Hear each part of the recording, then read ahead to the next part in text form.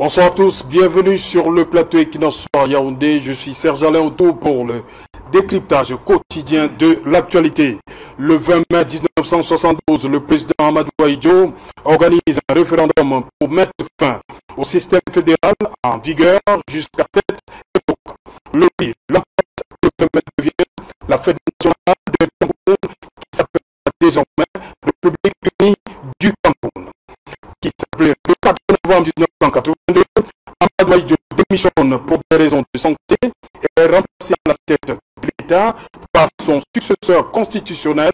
Pour le 4 février 1984, le pays prend le nom de République du Cameroun à la faveur d'une révision constitutionnelle adoptée par une Assemblée nationale monocolore dominée pas exclusivement, on va le dire, par l'Union nationale du Cameroun.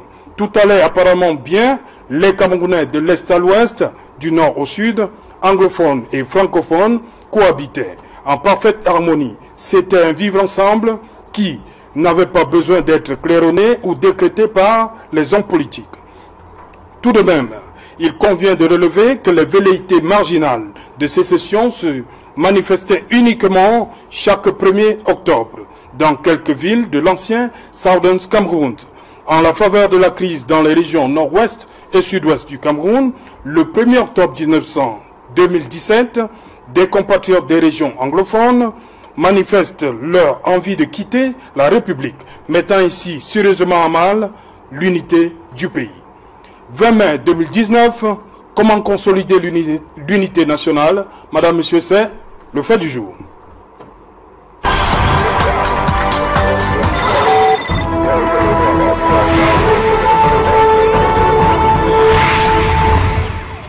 « 20 mai 2019, comment consolider l'unité nationale?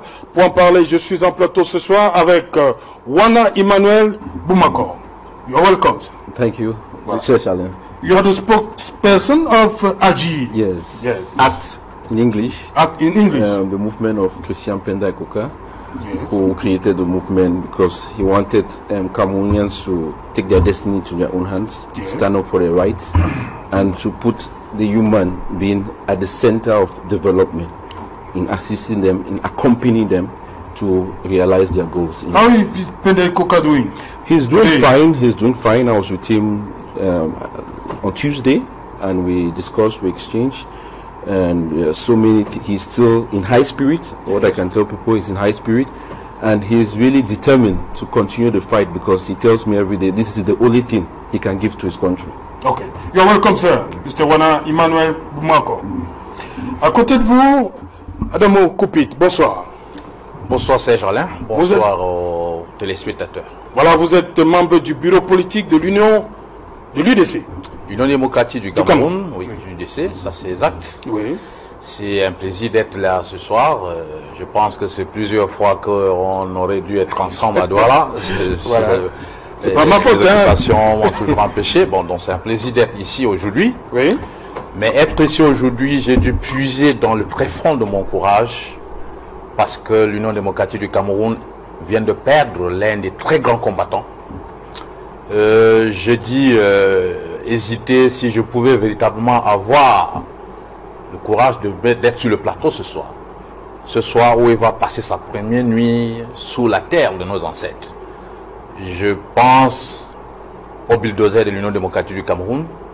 Nous l'appelons Père Zach, le général Lamé Zakari, président départemental de l'Union démocratique du Cameroun dans le Noun, premier adjoint au maire de la commune de Fumban, le docteur Damoun Damjouya, dans la mandature de 2007 à 2017, mais malheureusement, les tudiféraires, les adversaires qui confondent le combat politique au combat des titans ne lui ont pas permis de terminer en douceur l'année de rajout que le président de la République avait donné à cette année-là pour proroger le mandat qui devait avoir le temps en 2012 pour finir en 2013, parce qu'à l'entrée de l'année 2013, on l'a fait arrêter abusivement avec l'un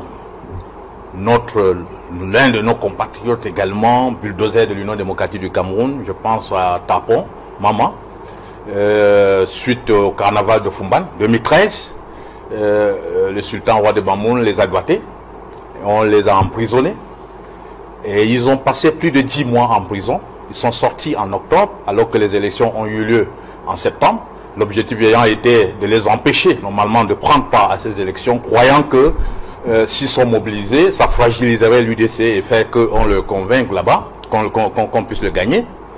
Alors ils sont sortis de cette prison-là, innocentés, c'est-à-dire qu'à la suite d'un non-lieu, pour dire que les charges contre eux n'étaient pas justifiées. Oui. Mais ils auraient perdu 1 an de leur mandature, ils auraient perdu l'occasion de voter et d'être renouvelés à son poste de premier adjoint au maire. Okay. Mais pire encore, ils sont sortis de cette prison ayant perdu la forme. Et c'est à partir de là qu'ils ont commencé cette maladie qui finit par l'emporter aujourd'hui. Le deuxième, son compatriote, notre camarade Tapo Mama, avec qui il était enfermé ainsi abusivement, et aussi également dans cette souffrance-là, depuis qu'ils sont sortis de cette prison en octobre 2013. C'est pour dire tout simplement quel est l'état d'esprit qui caractérise le combat démocratique au Cameroun en général, mais dans le Noun en particulier, okay. Où on peut, pour vouloir gagner un adversaire, faire arrêter ces éléments qui sont considérés comme les plus saillants, okay. Ceux qui peuvent contribuer le plus efficacement à la victoire. Je rends hommage à Pézac et je dis que la terre de nos ancêtres lui soit légère. Oui. Je demande à tous les militants de l'Union démocratique du Cameroun de rester courageux et la seule manière de lui faire honneur, c'est de donner toute la victoire aux prochaines élections à l'UDC, parce que c'est ce qui ressort de son dernier discours. Ok. Juste à côté de vous, Saint-Éloi Bidou. Bonsoir, monsieur le maire. Bonsoir, je Serge Alain Autou. Je voulais tout d'abord vous remercier pour l'invitation que vous me faites. Ça a commencé à prendre un peu de temps. Oui. Surtout que la dernière fois que j'étais ici, ça ne s'est pas bien passé. Après, justement, au sortir de Equinox Soir. Donc, je suis très content que vous m'ayez appelé pour apporter ma modeste contribution au débat politique. Je me rends tout simplement compte que je croyais que la campagne n'avait pas commencé au détour de l'annonce d'un deuil. Oui. C'est toujours douloureux de savoir qu'un militant, j'aime pas beaucoup le terme adversaire, mais un concurrent politique qui s'est battu pour la même cause que nous autres, c'est-à-dire la démocratie, les libertés. Quand il meurt, ça fait toujours mal. Mais je me suis rendu compte que mon ami était en campagne. Je ne releverai pas. Nous allons parler des choses de la République. Je reste avec vous, Saint-Éloi Bidou. Est-ce que l'unité nationale aujourd'hui, 2019, est en péril? Il y a un problème d'unité nationale aujourd'hui au Cameroun?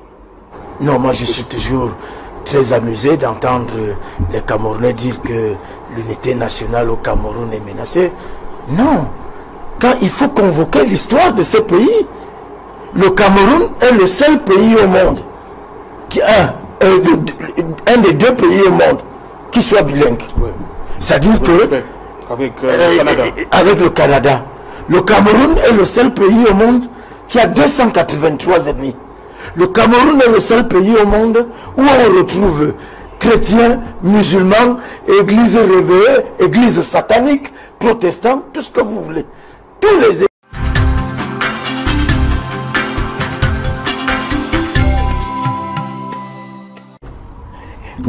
there's a correlation between that is the political order and peaceful living, peaceful coexistence. It's just like this. Mr. Christian Pendaikoka always says there's a correlation between the political order and economic prosperity. Once the political order is not organized, is not there to serve the people, we are not going to have the good living together. We are going to reach this point that we have reached. Because it's not everybody in the society who is peaceful. It's not everybody who reacts the same way. There are people who react violently. There are people who react pacifully. But you need to bring them together and so that they can understand themselves. But so far, we have not been able to see this from the government. And the attitude of the government has instead made people not to feel as if they are Cameroonians. Ok. Kopita Damou, vous situez-vous dans ce débat pour Saint-Éloi Bidou? Il n'y a pas de problème. L'unité n'est aucunement menacée. Pour Emmanuel Boumakor, je vais m'y habituer. Il y a un sérieux problème parce que les anglophones ne se sentaient pas véritablement dans la République. Du fait de leur marginalisation. C'est un terme qui revient tout le temps. Oui, je pense que les Camerounais qui nous regardent ce soir et ayant entendu les propos du maire, mon ami Saint-Éloi, peuvent tirer de là l'extrême simplicité et la gabégie qui caractérise le RDPC dans la gestion de la situation que nous vivons aujourd'hui au Cameroun. Comme vous l'avez dit à l'entame de votre propos introductif, on ne décrète pas l'unité nationale. Tout comme on ne décrète pas le déclenchement de la guerre ou les velléités de se séparer. Vous avez bien fait en rappelant le cheminement qui nous a menés vers l'unité nationale et ce qui s'est passé entre-temps. Quand on parle de l'unité nationale, il faut qu'on comprenne qu'il s'agit ici de deux entités qui, au départ, étaient des entités purement autonomes l'une de l'autre. Le Cameroun occidental et le Cameroun oriental. Le Cameroun oriental francophone et le Cameroun occidental anglophone. Au terme de la conférence de Fumban, on a scellé ce que nous appelons aujourd'hui les bases, la fondation de l'État fédéral du Cameroun. Et au sorti de Fumban, il y a dans les accords une disposition qui disait que toute modification de la constitution fédérale devrait au préalable être débattue entre les deux parties autour d'une table. Ce qui s'est passé en 1972, lorsque le président Ahidjo tenait le référendum à l'effet de passer à la réunification, il n'y a pas eu ce dialogue qui était inclus à Fumban. D'où la première violation. Or, on a eu le référendum qui a scellé l'unité nationale. Et le président a eu à baptiser le nom du Cameroun, la République unie du Cameroun. Qui faisait qu'un enfant qui est né après 72 pouvait, s'il est curieux, se demander pourquoi nous sommes République unie. Et ça permettrait de lui rappeler que nous étions d'abord deux avant de nous mettre ensemble. J'ajoute un peu de l'eau à votre moulin. La plupart des pays célèbrent très souvent la date de l'indépendance. De l'indépendance. Et là, ce n'est pas l'indépendance qu'on célèbre comme fête nationale, c'est une autre date. C'est une autre date. Il faut que les enfants comprennent. Il faut que les enfants comprennent parce que c'est un fait marquant. Oui. Puisque le 1er janvier 1960, c'est le Cameroun français qui accède à l'indépendance. Oui. Le Cameroun anglophone accède à l'indépendance par intermédiaire, n'est-ce pas, de son union avec le Cameroun oriental, au thème de la conférence de Fumban. Donc quand on fait cela, République unie du Cameroun, comment en février 1984, le 4 février, le président change la constitution et rentre dans l'appellation République du Cameroun. Et je rappelle ici, pour ceux qui nous écoutent, République du Cameroun, c'était le nom du Cameroun oriental, avant la réunification. Et ce qu'il faut comprendre, pour voir qu'il y a comme un processus d'effacement de l'autre entité, qui était fédéralement en marche, et qui évoluait. Ça commence par le non-respect des résolutions de Fumban pour l'organisation du référendum. Ça continue avec la modification de la dénomination de l'État. Parce que si vous êtes Serge Alain Autou, moi je suis Koupit Adamou. Si nous fusionnons, le nom de la fusion ne doit pas être Serge Alain Autou. Sinon on va dire que vous m'avez absorbé. Vous m'avez effacé tout simplement. Ça ne doit pas non plus s'appeler Koupit Adamou. Sinon on dirait que je vous ai absorbé. On doit dire Serge Alain et Koupit. Ou alors tout un autre nom. Pour symboliser que nous étions deux personnalités différentes. Et puis on s'est mis ensemble. Alors quand le président Popia a fait cela, c'était une reculade qui est considérée comme une provocation, un message fort à l'endroit de l'autre entité. Maintenant, si vous poursuivez dans l'animation institutionnelle, le partage du pouvoir, même l'utilisation de deux langues qui sont proclamées par la Constitution comme étant d'égale valeur. Vous comprenez qu'il y a comme un processus de cette marginalisation, mais au-delà de la marginalisation, l'absorption, la tendance à l'effacement de l'homme. Par conséquent, ça commençait parce que les gens faisaient des sorties sporadiques. Le 1er octobre, pour dire, voilà, nous voulons rentrer le drapeau à Cameroun National Council. Et les Saint-Éloi Bidoun continuaient à minimiser comme ils le font actuellement. Ils continuaient à minimiser. Ils n'ont pas eu la possibilité et le flair de dialoguer avec ces gens pour comprendre ce qui n'allait pas et voir comment on peut agir pour étouffer ces velléités. On a plutôt contribué à faire grandir. Parce que si les sécessionnistes représentaient une infime minorité au sein de la communauté anglophone du pays, aujourd'hui, ils ont gagné en popularité du fait de l'agissement violent du gouvernement, qui donne raison à ceux qui disent que, mais non, voilà, vous disiez que ces gens-là nous considèrent. Vous qui êtes avec eux, qui ne manifestez pas, regardez comment, quand vous adressez un problème, regardez comment on vous répond. Alors ça crée de la sympathie. Moi, je pense que le renouveau a pris cet État dans une situation de paix et de cohésion nationale. Si aujourd'hui, l'unité nationale est grandement menacée, et au-delà de l'entité anglophone, il faut interroger également les autres communautés ethniques du pays. Parce qu'il y a aujourd'hui, au sorti de l'élection présidentielle de 2018, l'exacerbation du discours du repli identitaire devient plus que jamais interpellant. Alors si on n'intègre pas ça dans les solutions, on va toujours se faire surprendre comme on est surpris aujourd'hui. Moi je dis, l'unité nationale est gravement menacée. L'unité nationale, sa consolidation doit être le résultat d'une bonne gouvernance, tout comme le déclenchement de la guerre doit être la conséquence de la malgouvernance qui caractérise la gestion du pays aujourd'hui. Et ne pas prendre cela en considération, c'est de l'insulte à l'opinion, c'est de laisser pourrir une situation qui risque de devenir incontrôlable. Je le prends à défaut parce que le président de la République, les ministres qui au départ niaient l'existence de problèmes, ils ont fondu en solution pour eux, ce qu'ils appellent solution, et aujourd'hui on est en train d'aller vers l'acceptation du dialogue qui était programmé, qui était tant revendiqué par l'entièreté de la classe politique camerounaise de l'opposition, les sociétés civiles et les partenaires du Cameroun. Saint-Éloi Bidon, est-ce que vous rejoignez au regard, après avoir écouté les copanélistes, et vous rejoignez un peu leur position le 4 février 1984, est-ce que ce n'est pas là que tout part, c'est-à-dire faire disparaître le terme uni? Les anglophones disent qu'ils se sentent dilués dans la sauce. Non, c'est de la mauvaise foi. Koukpita Gabon vient de tenir un discours plein de mauvaise foi. Non, la République est beaucoup plus sérieuse que ça. Les problèmes qui se sont posés étaient des problèmes corporatistes. Est-ce que le gouvernement n'a pas apporté des réponses? C'est après qu'on découvre que les gens avaient un agenda caché. Et l'agenda caché s'est dévoilé. Et voilà ce que ça produit. Mais je voudrais dire que les problèmes que certains anglophones ont posés sont des problèmes réels.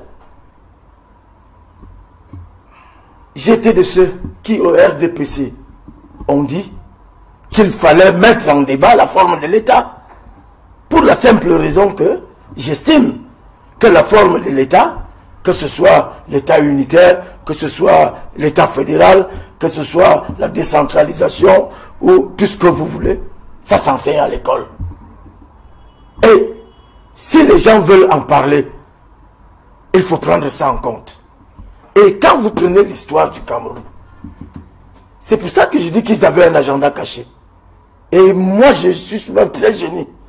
Surtout quand un anglophone pose le problème comme si c'était un problème anglophone. Moi, je suis francophone, je suis pour le fédéralisme.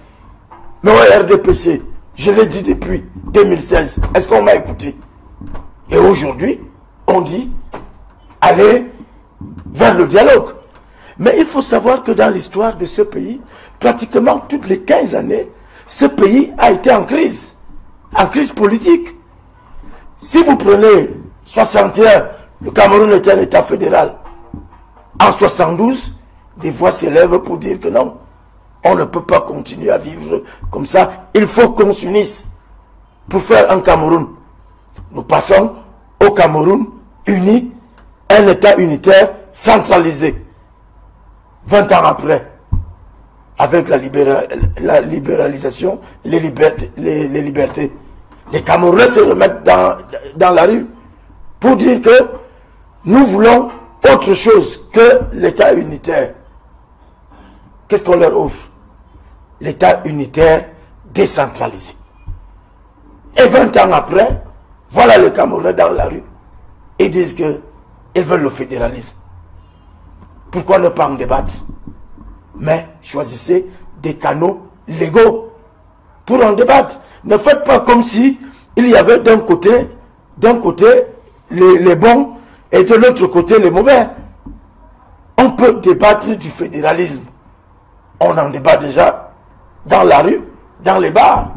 Ramener le débat là où il doit avoir lieu, soit à l'université, que les universitaires s'impliquent pour venir expliquer aux Camerounais qui n'ont pas eu la chance d'aller à l'école ce que c'est que le fédéralisme. Mais pendant longtemps, dans votre formation politique et dans le gouvernement, on disait que la forme l'État n'est pas négociable. Moi, j'ai subi les affres de mon propre parti pour avoir dit depuis 2016 que la forme de l'État doit être mise en débat. Et de toutes les façons, quand vous regardez les mécanismes constitutionnels de ce pays, la constitution du Cameroun règle à un point où elle règle ce genre de problème. Si vous n'êtes pas d'accord, on fait le référendum. Justement. Et le résultat, on verra. Mais quand on choisit, après avoir utilisé des méthodes dolosives pour tromper les Camerounais, que le problème se situe plutôt dans ceci, alors que les gens sont allés s'armer, surarmer et ont imposé une guerre à l'État du Cameroun. Moi, je dis encore que je considère que le Cameroun est en guerre. Pas les francophones contre les anglophones. L'État du Cameroun est en guerre contre ses propres fils. Contre ceux, je ne pense même pas que ce soit des Camerounais. Parce que la barbarie qui se développe dans cette zone-là, je ne pense pas que les Camerounais aient ce genre de barbarie. Okay. Et je voudrais vous dire que je suis maire dans un arrondissement cosmopolite. Oui, nous avons organisé une cérémonie avec le sous-préfet d'appui aux déplacés. On a vu ça. Et ils sont sérieux. Mais ils se déplacent, ils vont où? Ils viennent plutôt là où certains veulent faire croire que voilà vos bourreaux là-bas. Non, je dis non. Il ne faut pas exagérer et couper. Regardez le problème avec beaucoup plus de lucidité. L'État du Cameroun est en situation de légitime défense. Je vous dis que c'est comme ça que moi je prends ça. Vous n'allez pas me démontrer que Yang Philemon n'est pas un bon Camerounais, que John Goutte n'est pas représentatif, que Chief Moukete n'est pas représentatif, et autres. Et que ce sont des... Vous voulez donc conduire le gouvernement à venir s'asseoir sur la table, d'abord avec des gens qui disent qu'ils ne sont pas des Camerounais, des gens qui disent qu'ils ne sont pas des Camerounais, et en plus des brigands. Mais le dialogue, ce sera donc avec qui? Le dialogue, oui, ce sera avec les Camerounais. Ah bon. Ce sera avec les Camerounais. Okay. Il y a des chefs traditionnels là-bas, il y a des maires, il y a des élites, il y a tout le monde, il y a des prélats. Mais ce n'est pas les maires qui ont pris les armes. Moi, je ne peux pas. Mais ce n'est pas les maires qui ont pris, les chefs qui ont pris les armes. Justement, ce sont des brigands. Ce ne sont même pas des Camerounais. Ce sont des gens qui ont déclaré que leur État, c'est l'Ambazonie. Et le Cameroun fait l'objet d'une attaque par les Ambazoniens. Et c'est pour ça que je dis, il faut régler ce problème avec la dernière énergie. Emmanuel, je vous ai vu, vous ne semblez pas d'accord avec les propos du maire Bidon. I cannot be right with him, but it seems to, in his intervention, he seems to give the impression that we are dealing with an irresponsible government who doesn't want to listen to his people. Serge Alain, if fire starts burning here, if you don't turn it off immediately, it's going to increase. Yes. That is a normal logic. That is, if you don't deal with problems when they come, it's going to become worse. And if we are living in the country and this government doesn't understand this type of things, it means that we're in trouble. It means that any person can come and cause trouble and it will get worse each time. This is the government we are dealing with, which is not responsible. And it shows that they are illegitimate. Because of their attitude, they are there to protect their citizens in the first place. And when people protest, because people should not forget the way this conflict started. There were lawyers who wrote to the Minister of Justice saying that there is a problem with the common law in Cameroon. There's a problem with the bilingual nature of Cameroon. And the minister normally has to listen to his people. He did not even respond to them. People had to go to the street for people to be aware of that.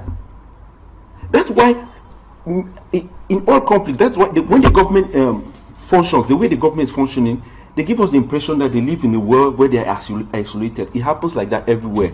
And the new forms of conflict we see in all countries now is an issue of governance, statehood, and the issue of communities. And if the government is not responsible enough to manage these different conflicts, it's going to find itself in trouble. And this is what we are seeing today. Because people said that we came to a union, but our conditions have not become better. You cannot leave your job that you have today and you go to a job that you will not be in a good living conditions. You need to ask your conditions must be better. Why did I come to this union? That's the question you need to ask yourself. And Cameroonians are seeing day by day their living conditions are decreasing because the government is not able to respond to their needs, their expectation.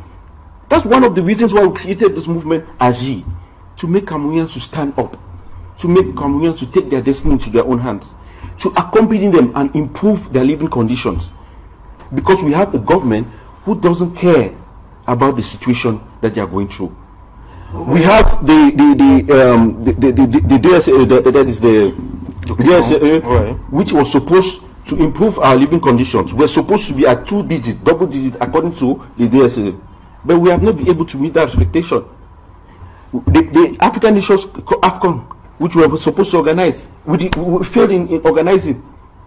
We have problems of electricity every day, and they want Cameroonians to just accept everything. And we are saying no. Cameroonians, it's their right for them to say that we want institutions that are able to resolve their problems. And when you don't do that, people react violently. It's just a normal thing. It happens almost everywhere. Even in France, when we see Gilets jaunes going out, what are they doing? It's because the government is not listening to them. So that's why we need to create reform. That's why our position and that of our president-elect, Maurice Kamto, and his allies, they say that we have to reform the state. And if you don't reform the state, we are still going to face the same problem, because every year you cannot be having the same problem, writing to the government. They don't listen to you. They don't even listen to Saint Edouard Billoum in his party. They don't listen to him. He has been warning them. What have they been doing? And we wonder we should continue like that, because it's going to aggravate. Things will become worse. Ok. Mais je voudrais quand même relever quelque chose. Vous savez, nous sommes venus ici pour parler d'un sujet précis. Mais si vous voulez on rentre dans ce genre de considération, je suis d'abord très surpris que M. Penda Ekoka, jusqu'au moment de son incarcération, n'avait jamais créé de parti politique.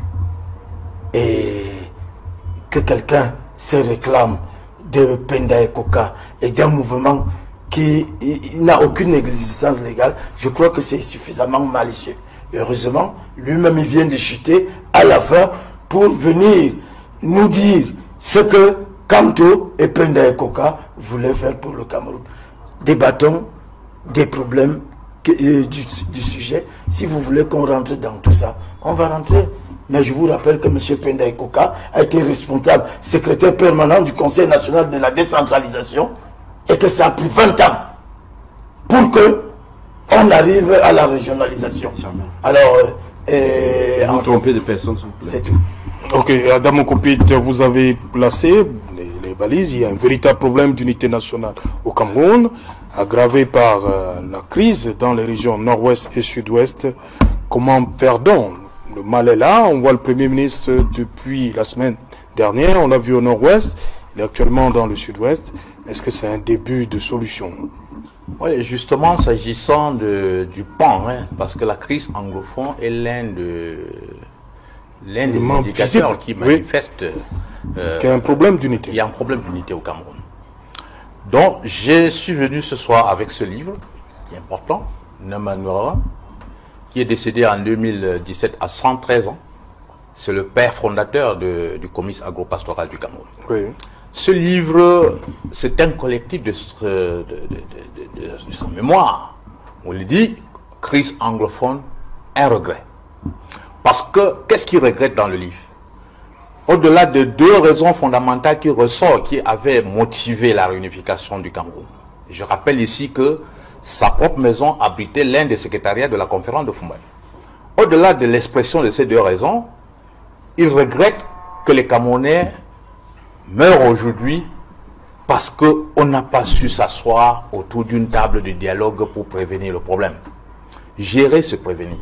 Donc que M. Saint-Éloi Bidoum nous dise ici ce soir qu'on a montré les problèmes coopératifs. Et puis alors qu'en dessous il y avait d'autres problèmes, d'autres agendas cachés, démontre leur incompétence à gérer le pays. Parce que lorsque on est en politique avéré, qui a entre les mains la destinée du pays, on doit être capable de lire entre les lignes. De sorte que quand on vous demande le livre, vous devrez être capable de savoir que au-delà de ces livres, il y a un problème plus important. Et l'expression du malaise anglophone n'est pas exacerbée qu'en novembre 2016. Et même si nous rentrons dans l'expression de problèmes que vous appelez coopératifs, comment est-ce que votre gouvernement a accueilli ce problème? Parce que nous nous rappelons que ce soit qu'il s'agisse des avocats, ils n'ont pas pu être reçus par le ministre, du oui.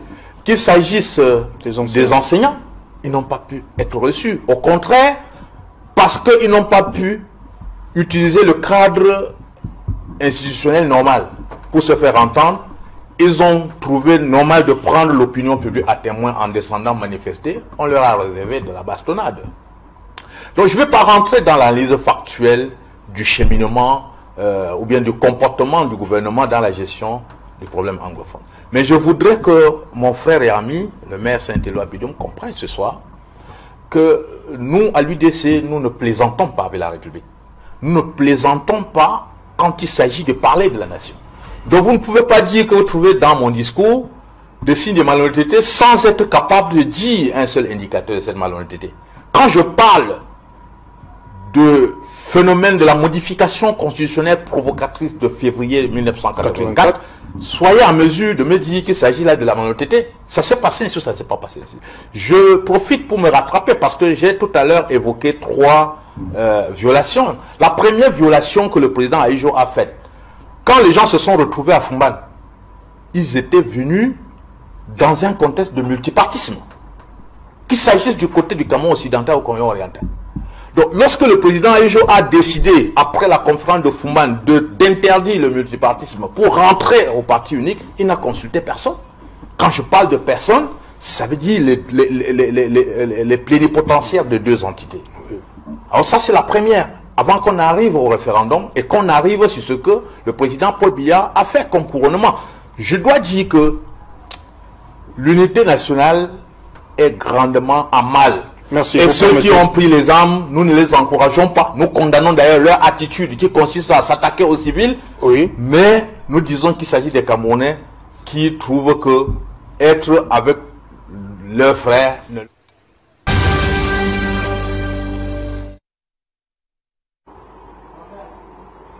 Retour sur le plateau, c'est Equinox Soir, deuxième partie, le temps du débrief, toujours en compagnie de Wana Emmanuel Boumakor, porte-parole du mouvement Agir, Saint-Éloi Bidoum et Koupit Adamou. Koupit Adamou de l'UDC, Saint-Éloi Bidoum du Rassemblement démocratique du peuple camerounais. Une fois de plus, je commence avec vous, Saint-Éloi Bidoum. Premier ministre, après la région du Nord-Ouest, il est depuis quelques jours dans le Sud-Ouest. On a vu surtout cette image qui nous vient du département de la Mémé, chef-lieu avec pour chef-lieu Kumba, des jeunes qui ont décidé de déposer les armes. Quelle symbolique? Je crois que le résultat de l'impatience des Camerounais de cette zone de voir l'ordre régner, se rétablir, est manifeste. Et le Premier ministre est là en train de faire peut-être quelque chose qu'on aurait dû faire il y a longtemps. Oui. C'est-à-dire... À qui la faute? Qui devait faire ça? Non, vous savez, quand la guerre se mêle, on sait quand elle commence, on ne sait pas quand elle se termine. Bon, maintenant que les positions des uns et des autres sur le plan formel, l'armée régulière est en train de remporter de l'ordre et est en train de faire régner l'ordre dans ces zones. Il y a donc de quoi que le Premier ministre vienne. Je dis, il vaut mieux tard que jamais. Il vaut mieux tard que jamais. L'initiative, il faut l'applaudir parce que vous avez vu comment nos compatriotes originaires de cette zone-là ont manifesté leur enthousiasme. Et je sais, je suis dans un arrondissement où il y a eu beaucoup de déplacés. Avec les images d'hier, les gens manifestent l'envie de rentrer chez eux. Donc, le Premier ministre Yan Filemon, pour dire un peu comme les Français disent, enfin, vin, John Gouté. Ok. Wana Emmanuel, John Gouté au sud-ouest. On a vu l'effervescence. On l'a vu à Tiko, Moutengene, Boya, Limbe. Aujourd'hui, on a vu à Kumba. Ça veut, pour vous, ça veut dire quoi? Les populations qui sortent? I don't know the effect it's going to cause. That's my problem. Because this is something that we were expecting when the crisis started. For our leaders to go and commune with the people, explain to them that they are there to solve their problems. But we saw the way they reacted. And in the meantime, people became radicalized and took arms. That is, the people were shot, people were raped, people who were arrested. That is the fate of people who were protesting peacefully. It's the same thing with President-elect Maurice Kamto, Christian Penda Koka, Valsero, and all of these people who were protesting, saying that there should be a dialogue. When we are in war, when we are in a conflict, if you want to end the violence, you discuss with the people who are in violence. You cannot go and discuss with peaceful people to end the violence. That's why we are calling for an inclusive dialogue. Inclusive dialogue means that we discuss everything on the table and we don't exclude anyone. Voilà. Bon, je reste avec vous sur le problème. Je veux avoir votre position sur le problème. Le cas Sissekou Ayoub Tabé, qui dit qu'il n'est plus Camerounais. Est-ce qu'on doit discuter avec Sissekou Ayoub Tabé? Je pense que pour le cas de Sissekou, c'est encore en anglais. Hein? Oui, je voulais aussi m'exprimer en français pour montrer au vulgarisme que les Camerounais doivent aspirer à avoir. Mais ce que je voulais dire, le cas de Sissekou, ce sont les gens qui, par rapport à la frustration, ce sont les Camerounais. À l'intérieur d'eux-mêmes, ce sont les Camerounais. Mais on peut amener ces gens à la raison. Et voilà ce que le gouvernement n'a pas réussi à faire pendant tout ce temps. Ils ont plutôt éloigné les gens et fait les gens ne plus se sentir Camerounais. Et souvent, il y a ces gens, on peut les amener à la raison, on discute avec eux, on dit, quel est le problème? Mais on n'a pas cette, le gouvernement n'a pas cette attitude de vouloir discuter pour améliorer notre vivre ensemble. Parce que le vivre ensemble ne peut être solide si nous avons un gouvernement qui est là pour veiller à ce qu'il n'y a pas de problème entre les gens et pour répondre aux besoins de la population. Mais tant qu'ils ne font pas ça, il y aura une radicalisation. Ça se passe partout, ce n'est pas seulement au Cameroun. On doit s'attendre à ça parce qu'il y a des gens, dès qu'ils sont frustrés, ils deviennent violents. C'est comme ça parce qu'ils sont ignorés, ils ne sont pas pris en considération, ils ne sont pas inclus dans les processus de décision. Et tout cela, ils se sentent dit, moi je ne suis plus Camerounais. Mais si le cadre change, la mentalité des gens vont changer aussi. Et voilà ce que nous invitons. Les gens ont marché pour appeler au dialogue. On les a arrêtés pacifiquement. Mais il y a des gens qui vont prendre les armes. C'est comme ça partout. Moi, je ne tolérerai pas la violence. Je suis quelqu'un qui ne tolère pas la violence. Mais vous comprenez quand même. Mais ce sont les conséquences qui se passent dans tous les pays. Et vous encouragez? Non, on n'encourage pas. On dit on résout le problème Quand les gens prennent les armes, on s'assied, on dit pourquoi vous prenez les armes? On peut trouver une solution. On discute avec eux. Koupita Damou, le Premier ministre John Gouté est en train de... On peut dire qu'il est en train de réussir, ou son prédécesseur s'est fracassé le visage? Bon, je ne peux pas d'emblée le dire. Hein. Oui. Parce que dans un contexte pareil, Oui. une telle descente qui est salutaire, nous l'avons revendiqué lorsque on nous a invités dans une chaîne de télévision pour évaluer les 100 premiers jours du ministre John Gouté. L'une des choses que personnellement je lui reprochais, c'était le fait qu'il soit resté assis. Voilà, qu'il ne soit jamais allé, alors que soit jamais allé au sud-ouest. Oui, effectivement. Bon, s'il est descendu, l'important... Il y a aussi, je vous coupe pas, Koupita Damou, on dit que c'est sur haute instruction du chef de l'État. Peut-être qu'il n'avait pas encore la haute instruction. Et justement, c'est Il ne pouvait pas se lever lui-même, aller au sud-ouest. C'est l'une des faiblesses du système Voilà, que nous voit voilà, aujourd'hui donc, au Cameroun. Je crois qu'on ne peut pas vouloir au Premier ministre John Gouté. Vous savez qu'on est arrivé dans une situation où même un ministre, quand il arrive dans son bureau au ministère le matin pour s'asseoir sur son propre fauteuil, il va dire sur haute instruction du président, je m'assois sur le fauteuil. Oh, le fauteuil est prévu là. Le fauteuil est prévu pour lui, qui s'assied là pour travailler. Alors pour s'asseoir, il dit c'est sur haute instruction du président de la République. Donc quand on a infantilisé les gens jusqu'à ce niveau, on va avoir ce genre de résultats. C'est-à-dire que le niveau de vie se dégrade, personne ne prend sa responsabilité parce qu'on attend tout du Dieu du pays. Et comme le Dieu aussi n'est pas prompt à l'action, on voit tout ce que nous voyons là. Moi je dis tout simplement que la descente en soi-même n'est pas mauvaise. Elle était même la chose qu'il fallait faire au premier jour même de son installation. Mais la descente sans cahier de charge, sans objectif. Quel est l'objectif de ces descentes? Qu'est-ce que le Premier ministre est descendu faire? De sorte qu'à terme de cette tournée, on puisse évaluer qu'on aura atteint le résultat en termes de contribution à l'apaisement et à la solution aux problèmes. Moi, je crois que on est là pour haranguer la foule. Vous avez suivi dans le journal ce qu'on lui a dit à l'université de Buea. Les discussions, les contacts, on en a eu, mais on veut aujourd'hui l'action. Et l'action, c'est quoi? L'action, c'est ce dialogue inclusif où on voudrait que les gens s'asseyent autour de la table pour se comprendre et chercher ensemble des solutions consensuelles aux problèmes qui se posent à nous tous.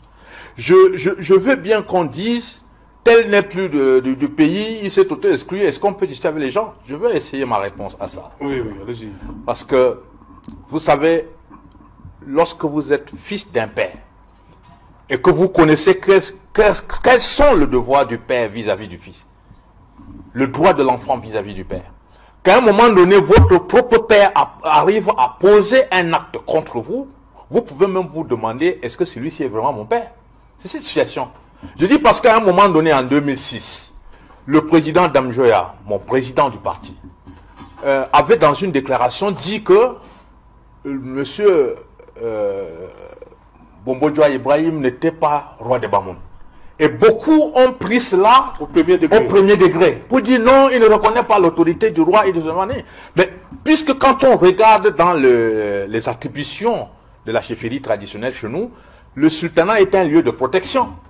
Lorsque vous êtes attaqué ailleurs et vous êtes pourchassé, quel que soit le mal que vous aurez commis, vous cherchez à fuir pour aller vous réfugier. C'est comme une ambassade. Donc aucune menace ne devrait sortir de là pour venir vers une personne. Mais quand on a eu une expédition qui est arrivée à Fumbal le 21, au domicile du président Damjoya le 21 décembre 2006, et où il y a eu mort d'homme, où il y a eu des blessures, des traumatismes, il s'est dit non, celui par qui cet acte passe là ne peut pas être roi de Bamou et poser ses actes. Donc c'est la même situation dans cette posture que notre compatriote Sissoko Ayoutabé se retrouve.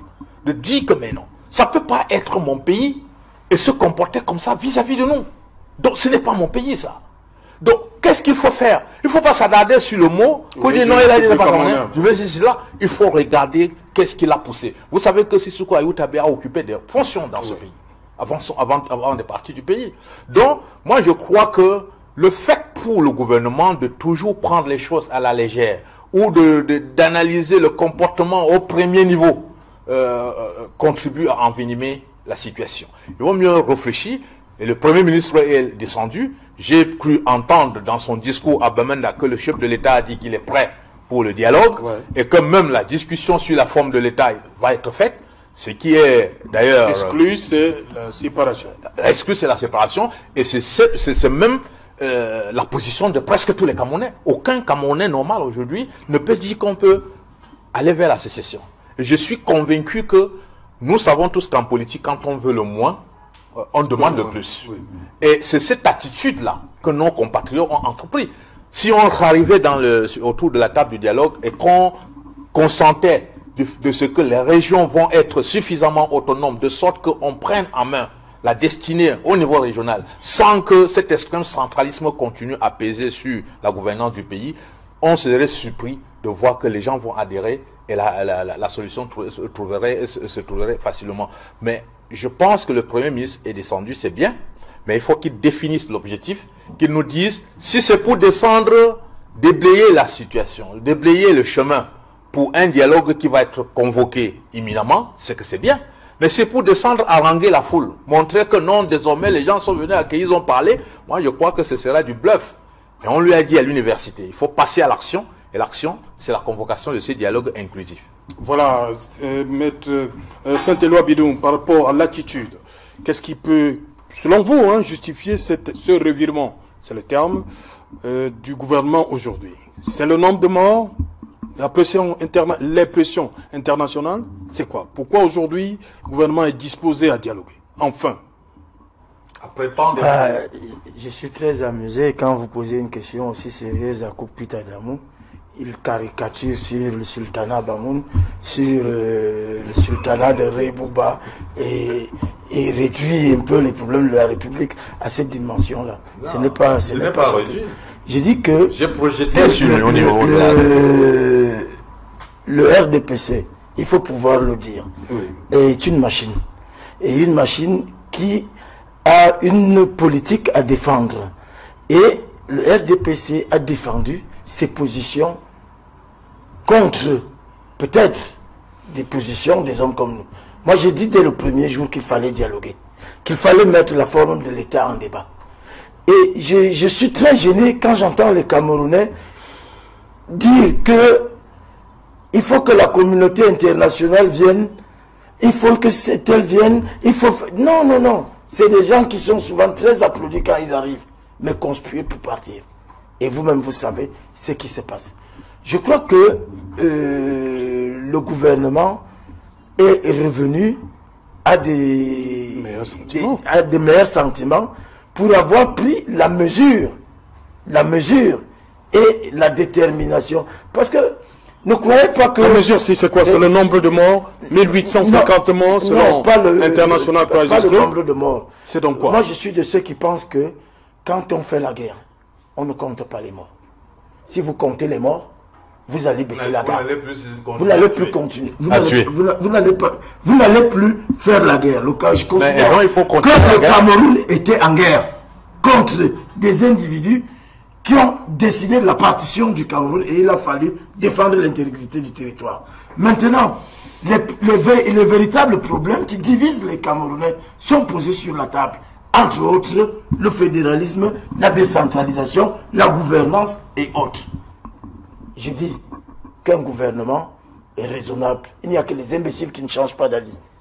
Le gouvernement a compris. Et le président a d'ailleurs montré qu'il est à l'écoute de ses compatriotes. Parce que ce n'est pas parce que Koupit Adamou est d'un parti d'opposition, quand il dit quelque chose qu'on ne doit pas écouter. Le président a donc démontré qu'il vous a écouté.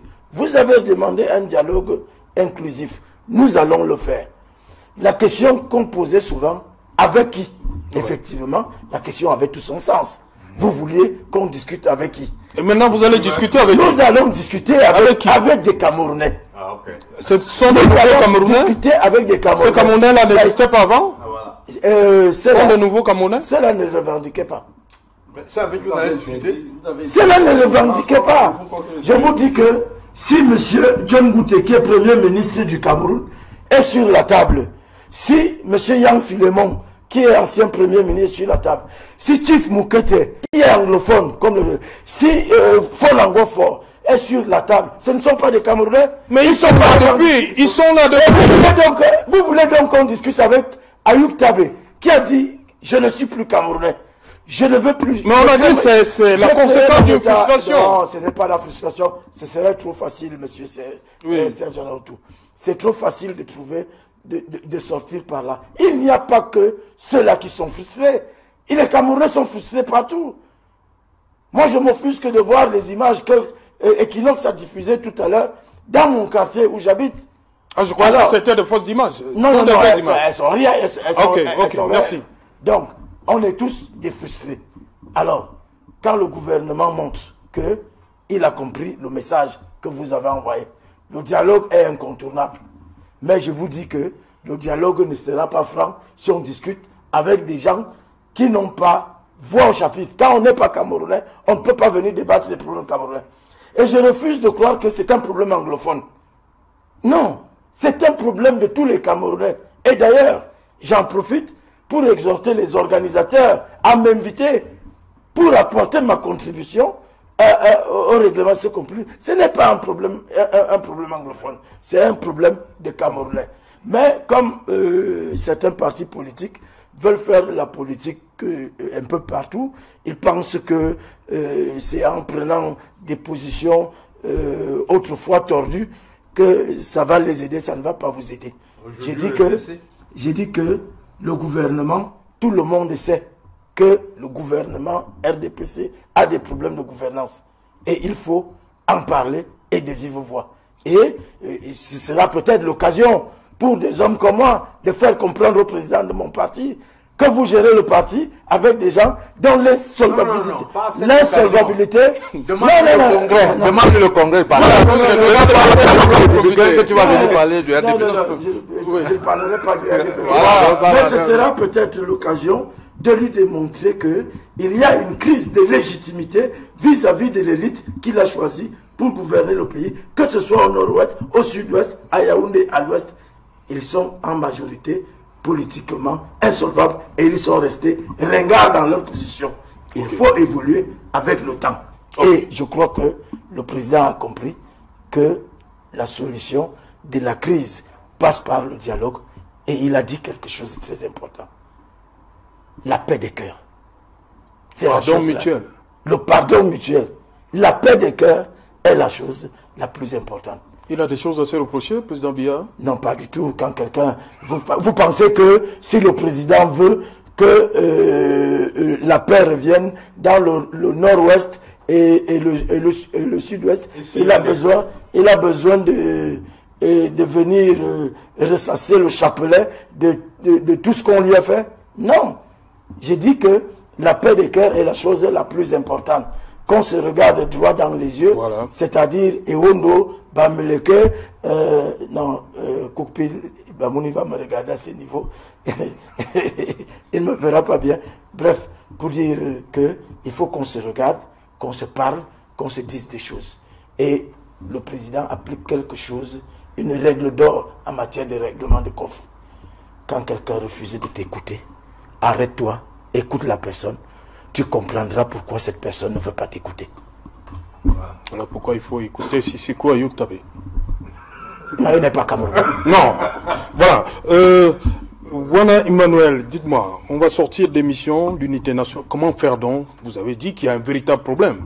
Comment faire donc pour recoller les morceaux? On doit passer par quoi? On doit se parler. On doit se parler. Tout doit être mis sur la table. C'est quoi? Une autre vérité et réconciliation? Oui, ça passe par là. Oui. Parce que quand il doit y avoir réconciliation entre Camerounais d'abord. Mais qui va faciliter cela? Voilà la question que nous posons. Parce que le gouvernement a échoué à toutes les étapes. À toutes les étapes. Et ils nous ont montré que les Camerounais ne peuvent plus avoir confiance à ce gouvernement. Il va peut-être falloir... Voilà pourquoi ils sont illégitimes. Il y a encore des prisonniers politiques en prison. On doit libérer les prisonniers politiques. On doit libérer tout le monde pour une réconciliation nationale. Et on parle tous sur la table. Parce que nous ne sommes pas favorables pour l'intervention étrangère. Nous voulons que les Camerounais règlent leurs problèmes. Et tout doit être mis sur la table. il y a beaucoup de problèmes dans toutes les dimensions, dans tous les secteurs. Nous voyons une régression politique, économique, sociale et de la santé, tout ne va pas bien. Et ça doit se régler dans une réforme de l'État. L'État doit être réformé d'une manière où tous les Camerounais vont se retrouver, qui sera inclusif, qui sera participatif et qui sera là pour le peuple.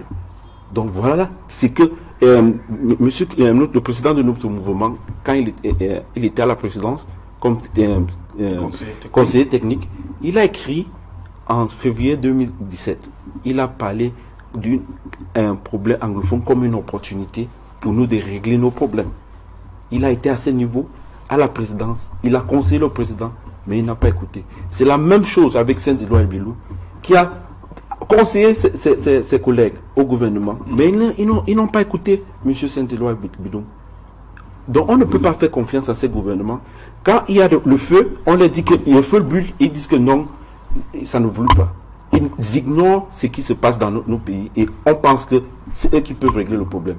Donc il doit y avoir un dialogue national où tout le monde règle le problème. Un gouvernement qui pense qu'il a cette confiance à rassembler tout le monde doit amener tous les gens, même ceux qui sont irraisonnables, sur la table. Parce qu'ils ont cette capacité à raisonner tous les Camerounais. Mais je doute que ce gouvernement peut le faire. Peter Damou, une commission vérité et réconciliation d'urgence? Ça peut être l'une des résolutions du dialogue républicain inclusif. Mais ce dialogue devient incontournable. Mais ce que nous, à l'UDC, nous disons, il ne faudra pas que le dialogue républicain inclusif soit organisé dans la posture du remède de 1991, avec la tripartite. Vous savez, quand nous regardons le gouvernement faire, on a l'impression qu'on est en train de réimplémenter la même stratégie de Duperry. Le président de la République en 91 était allé se reposer en Europe et a demandé à son premier ministre Sadou Yatou de convoquer le dialogue et de présider. Et quand on l'a fait, ça a donné lieu à des résolutions, la déclaration de la tripartite du 13 novembre 1991, où il y avait des dispositions sur le plan de la mise sur pied d'une nouvelle constitution, d'un code médiatique, d'un code électoral, qui devrait être validé par une seconde tripartite avant toute élection.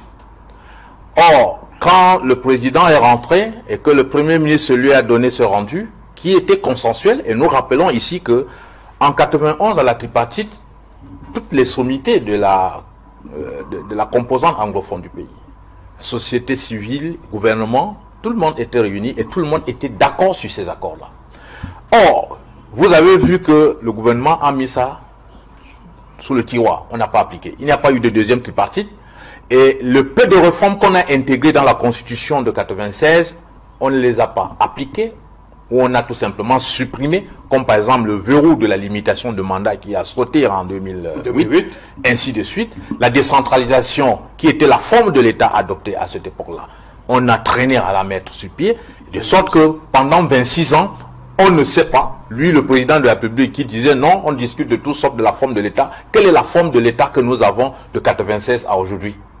La Constitution parle de l'État unitaire décentralisé, et pourtant, nous étions là, dans une sorte de centralisme qui ne disait pas son nom. Donc on était resté dans l'État unitaire centralisé. Bon, moi je crois que aujourd'hui, au lieu de monter lui-même sur le trône de la République, c'est-à-dire du haut du palais de l'unité, s'adresser à la nation au regard de la gravité de la situation. Parce que la symbolique du message présidentiel doit jouer. Il reste tranquille, on ne sait pas s'il est en Vomeka ou s'il est au palais. Donc vous dites que le président doit s'adresser aux Camerounais? Il doit s'adresser aux Camerounais parce que la situation est suffisamment grave. Et je dis, ce que les gens applaudissent comme nouveauté de la communication présidentielle, aller tweeter chaque mardi, c'est véritablement de la plaisanterie. Moi je dis c'est de la plaisanterie au regard de la gravité de la situation. Parce que combien de Camerounais partent lire le tweet? Quelle est même la force, la pertinence du tweet? Qui sait si c'est le président lui-même qui est derrière le clavier qui sort le tweet? Donc la situation est grave. Et il faut qu'il s'adresse à la nation pour dire, moi, président de la République, élu de la nation, responsable et garant de la cohésion sociale, je prends conscience et je convoque un dialogue républicain inclusif. Là, les Camerounais seront convaincus que ça va se faire. Il ne va pas demain de dire, c'est le Premier ministre qui est parti dire à Bamenda, mais personne ne sait si le président lui a déjà dit. Et demain, quand on va organiser cette conférence-là, cette rencontre-là, on prendrait les résolutions, comme mon frère vient de dire là, on n'a plus confiance en ce gouvernement parce qu'il démontre qu'il dit le contraire de ce qu'il fait. Il dit une chose et fait le contraire. Donc il faudra qu'il s'adresse à la nation. Et ensuite, lorsque le dialogue se tient, qu'il y ait un comité, à défaut d'une commission de vérité et réconciliation, au moins un comité de suivi avec force d'exécution de ces résolutions-là. Bon, comme ça, on pourrait normalement essayer de sortir de l'aubaine. Moi, je crois que je reviens sur ce livre parce que, parlant de la crise anglophone au singulier, il y a des idées ici qui, à mon avis, restituées par quelqu'un qui a vécu les faits, parce que c'est le témoignage d'un patriarche. Je dis ici, les révélations antimes de ma vie, de ma vieille mémoire de patriote. Donc, si on le lit, on comprendrait pourquoi on est arrivé là et comment on peut s'en sortir. Il n'y a pas de contribution, il n'y a pas de contribution de trop. Il n'y a pas de contribution de trop. Et je termine simplement en disant que l'unité nationale n'est pas menacée que par la crise anglophone.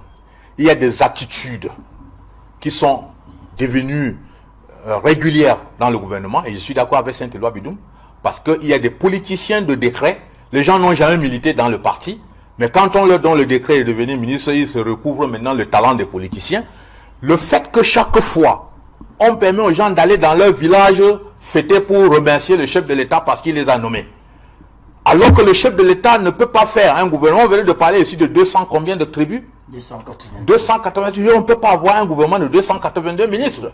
Donc quand vous allez dans votre tribu, célébrer parce qu'on vous a nommé, on a nommé le ministre de votre tribu. Celle des tribus dont on n'a pas nommé les fils, ils vont faire comment? Ça les frustre.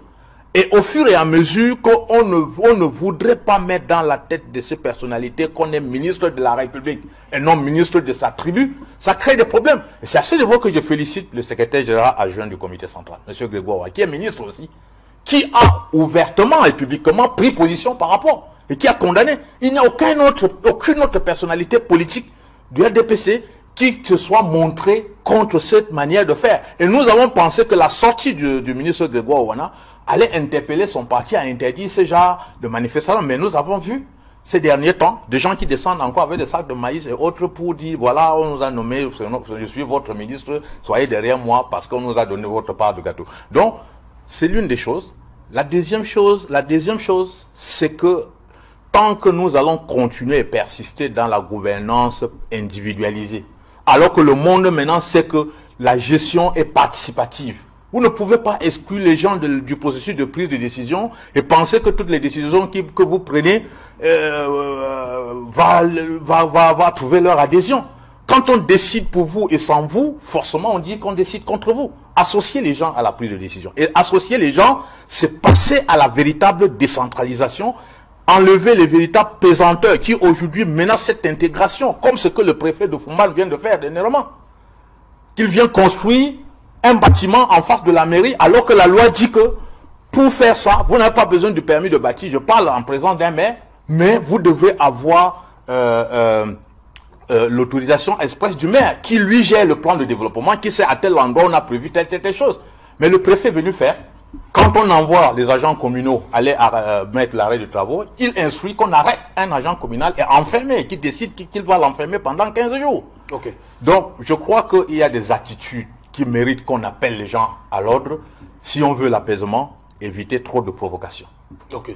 Je crois que Adama Koupit, vous nous avez beaucoup baladé dans le Noun, même le livre aussi. Vous n'êtes pas venu faire de la pub ici, je vous en prie. Sinon, je vais vous adresser la facture. Voilà. Saint-Éloi Bidoum, comment sortir donc? Vous reconnaissez au moins qu'il y a un problème d'unité nationale. Comment faire pour consolider? Les Camerounais s'aiment. Les Camerounais s'aiment? Les Camerounais s'aiment beaucoup. Je vous ai dit d'entrée de jeu qu'à 60 ans, je n'ai jamais entendu qu'une communauté s'est dressée contre l'autre. Et depuis 60 ans, on vit comme ça. On connaît. On vit dans le respect de nos diversités. On sait que le Bamoun a une particularité que je n'ai pas besoin de rappeler ici. On vit avec lui comme ça. On sait que Lobeti a ses petits trucs. Est-ce que vous ne minimisez pas la situation? Je vous dis encore que, moi je vais vous dire, je suis francophone. Je suis promoteur d'un restaurant de culture anglophone. Je sers environ 300 plats par jour. Je vois les Camerounais de tout horizon entrer là. Est-ce que c'est là-bas que se situe le problème? Non, le problème se situe ailleurs. Oui. Je voudrais dire, quand on parle d'unité nationale, c'est que il y a... que pensé par les pères fondateurs Amadou Ahidjo, John Koufontia, c'était pas ça? C'était que toutes les tribus, le brassage de tous ces métissages qu'on vive dans la paix, dans le respect de nos diversités. Maintenant, on peut reconnaître qu'il y a des problèmes de gouvernance, par exemple. Ça, ce ne serait pas mauvais. Qui ont amené une partie des Camerounais à ne plus se reconnaître. C'est ça le véritable problème. Non, quand une partie des Camerounais originaires de quelque part disent qu'ils ne se reconnaissent pas dans cette histoire-là, je dis non, ce n'est pas sérieux. On vous prend toujours l'exemple du 4 février 1984. Non, on passe de République unie du Cameroun à République du Cameroun. Les anglophones, non, les anglophones, comment vous dites qu'il n'y a pas de crime? Les anglophones se sentent dilués dans Ça fait combien de temps? 84 à 2000. Ça fait 35 ans. Alors, ça fait 35 ans. Vous voyez donc que c'est comme ça depuis. Or, la raison qu'on nous a donnée à l'époque, moi-même j'étais jeune, je ne comprenais pas, c'était que quand on dit uni, c'est comme si on avait affaire à quelque chose qui va se séparer. Mais les États... je vous dis, non, attendez, voilà l'explication que nous avons eue. Pourquoi on n'a pas pensé qu'on a quelque chose qui va se consolider? Ça constitue quand même un détail. Non, ce n'est pas un détail. Laissez-moi parler. C'est l'un des fondamentaux. Ça constitue, à mon avis, un détail qui ne doit pas conduire les Camerounais à prendre les armes. Moi, je suis légaliste. J'étais à l'école de la légalité. J'ai dit, quand ils disent que le gouvernement n'est plus légitime, ça sous-entend que le gouvernement légitime est à Kondengui. Est-ce que vous voyez donc? Est-ce que c'est de loi Bidoum? Est-ce que c'est de loi Bidoum? C'est la capacité du gouvernement à résoudre les problèmes. Vous ne pouvez pas émettre un jugement de valeur sur un gouvernement qui vient d'être constitué, qui vient d'être élu et qui vient. Prenez le pouvoir, mettez-vous à l'opposition. Si c'est de loi Bidoum, c'est que l'un des pères fondateurs du Cameroun, qui était membre de votre parti, M. John Koufontia, a fait une lettre de démission en 2009. Avez-vous lu sa lettre de démission adressée au président national de votre parti? Si vous l'avez lu, pouvez-vous dire en regardant les Camerounais droit dans les yeux que vous êtes surpris par la crise anglophone? Ce qui n'en existe pas. Il a tout simplement dit au président. Comment on peut Il a tout simplement dit au président qu'il ne supporte pas, qu'il demande à rencontrer lui, le président de la République. Tout simplement. Il demande à le rencontrer pourquoi? Et c'est normal. Il demande à le rencontrer pourquoi? Ce n'est pas de ça qu'on parle aujourd'hui. Nous parlons de la consolidation de l'État, de l'unité nationale. J'ai dit que il faudrait que tout le monde s'engage dans la voie qui est tracée. Quand on vous ramène des problèmes de légitimité, d'illégitimité dans une élection, pour vous dire que le président élu est quelque part, non. Apprenez à être légaliste, respectez le président tout au moins jusqu'à ce qu'il ne soit plus président. Donc, quand il dit, c'est lui qui décide. Et vous devez vous exécuter. Si vous ne voulez pas vous exécuter, vous prenez le maquis comme les autres ont fait. Et maintenant, ils ont pris le maquis. Nous voilà aujourd'hui en train de revenir sur la table pour se poser la question de savoir qu'est-ce qui s'est passé. Donc, vraiment, moi je dis, n'aggravons pas, ne grammatisons pas. La situation n'est pas perdue. Le Cameroun a plus de problèmes de gouvernance que des problèmes d'unité nationale. Parce que les Camerounais, moi je vis avec. Est-ce que c'est normal? La conciliation de l'unité nationale est l'un des objectifs de la gouvernance. Comment on pouvait séparer la gouvernance de l'unité nationale? N'est pas n'est pas là pour la population, rien ne va se résoudre. Voilà le problème. Et votre solution, c'est quoi? Le problème, c'est qu'on doit faire une réforme de l'État. Et on Pour les leaders légitimes. on procède dans le cadre de pouvoir. C'est les qui sont où? Pourquoi? Parce que toutes les élections Les leaders légitimes depuis 92. Vous voyez Depuis 92. Vous voyez dans On n'arrive pas à vous élire vous avez voilà pourquoi nous avoir des militants du MRC déguisés qui continuent à faire croire aux Camerounais que le président légitime est en prison, il sortira, il viendra prendre le pouvoir. Non, le Cameroun n'est pas une mangue que quelqu'un ramassera au passage. Si vous voulez arriver au pouvoir, venez aux élections, gagnez les élections, et nous on va vous suivre. Le problème, c'est que au Cameroun, le Cameroun a été pris en otage par un clan de personnes et il n'arrive pas à bien gérer cette nation. Voilà pourquoi il y a des problèmes. On n'arrive pas à trouver le problème. On parle d'un dialogue national. Depuis là, ils n'arrivent pas à l'exécuter. S'ils étaient légitimes, voilà la première chose qu'ils devaient faire. Parce que vous-même, vous avez appelé à un dialogue national. Mais il n'y a pas eu de dialogue. Parce qu'ils savent qu'ils ne sont pas légitimes. Et nous appelons un gouvernement, parce que nous appelons la population, nous invitons la population à prendre les destins en main, à exiger. En faisant quoi? À exiger. En allant dans la rue? Il y a un dialogue national. Vous allez apprendre qu'en politique, c'est celui qui gagne la guerre. C'est à cause de vous que le ministre John Kut est parti à Bamenda. C'est à cause des pressions. C'est celui qui gagne la guerre qui organise la paix. Mais vous n'avez pas gagné. Avec le risque même de vous faire pipi sur le pantalon et de vous dire qu'il pleut, vous devez dire qu'il pleut. Vous devez intégrer ce genre de choses. Vous ne pouvez pas venir sur un plateau nous dire que le président légitime, il faut les Camerounais qui ont la légitimité, comme ils ne sont pas là, Penda Koka, Kamto. Non. Le Cameroun a un président qui s'appelle Paul Biya. Qu'il régale le pour problème du Cameroun. Il règle le problème du Cameroun. Alors il va le régler comme il n'a pas encore réussi. Il n'a pas encore réussi. Il va régler. Il n'a pas encore réussi. Saint-Éloi, vous ne nous avez pas donné les solutions concrètes pour moi, il faut consolider la paix. Il faut d'abord apprendre aux Camerounais à se parler, à nouveau. Oui. Mais c'est pour ça va un dialogue. Oui, moi je vous dis que dès le premier jour, je suis pour le dialogue. Mais la question c'était avec qui? Maintenant que ceux qui ont foutu le bordel dans cette région, qui ont prôné la partition du Cameroun, ce qui est inacceptable. Parce que je vous dis que j'aurais fait la même chose que le président Biya. Donc, aujourd'hui, que les Camerounais sont disposés à se regarder, le monseigneur Toumi a fait des propositions de dialogue inclusif. Chief Moukete a fait des propositions l'autre jour. Il est pour le fédéralisme. Moi, je ne sais même pas pourquoi les gens ont tiré sur lui. Il est libre de penser, de penser ça, que la décentralisation a échoué et que le fédéralisme ferait l'affaire. Alors, il nous reste donc quoi? Si vous ne voulez pas le dialogue, vous ne voulez pas qu'on se parle, la Constitution elle-même règle ce genre de problème, le président va devoir soumettre les Camerounais à un référendum pour répondre de manière définitive à la question de la forme de l'État. Ça ne peut pas se décréter. En 72, il y a eu un référendum. Il n'est pas exclu qu'en 2019, qu'on fasse un référendum, si c'est ça qui divise les Camerounais. Et j'espère que ceux qui auront perdu seront légalistes, seront s'incliner. Mais je fais confiance à l'esprit démocratique qui anime les Camerounais.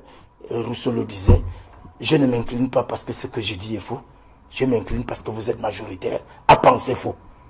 Si l'État unitaire l'emporte, que ceux qui font la guerre au nom de la forme de l'État, là-bas, nous pardonnent. Parce que ceux qui auront le pouvoir auront... Et si c'est l'État fédéral qui gagne, de grâce que le président de la République mette sur pied tout le cadre juridique nécessaire qui permette que le fédéralisme s'installe. Ce sera un fédéralisme comment? À 2? À 10? Moi, je pense même à 15. Ok. On va encore diviser. Merci, cher monsieur, d'être venu. Thank you, Mr. Wala, Manuel. Yes. It was my pleasure. It was a pleasure. Yes. Ok. Merci à vous, Kopi Tadamou. Moi qui vous remercie parce que ça faisait depuis qu'on aurait dû être ensemble sur ce plateau, mais le temps me faisait tout défaut. Dieu a voulu que ce soir on soit ensemble. Je rends un dernier hommage encore à mon camarade de l'armée. Oui, oui. Je souhaite que son son âme repose en paix. Merci à vous également, Saint-Éloi Bidou, monsieur le maire. C'est moi qui vous remercie. Yaoundé 6. C'est moi qui vous remercie parce que vous m'avez donné l'opportunité de prendre part au débat, surtout de retrouver mon ami de l'UDC. Il n'y a que peu de choses qui nous divisent, mais on a tous la fierté. Ça nous divise pas, ça nous sépare un peu. On a tous les deux la fierté d'être Camerounais, unis dans le respect de nos diversités. Voilà, madame, monsieur, c'est dans l'édition de jeudi Equinoxe Soir Yaoundé consacrée. On a eu une pensée pour la famille de Maître Célestin Kengoum.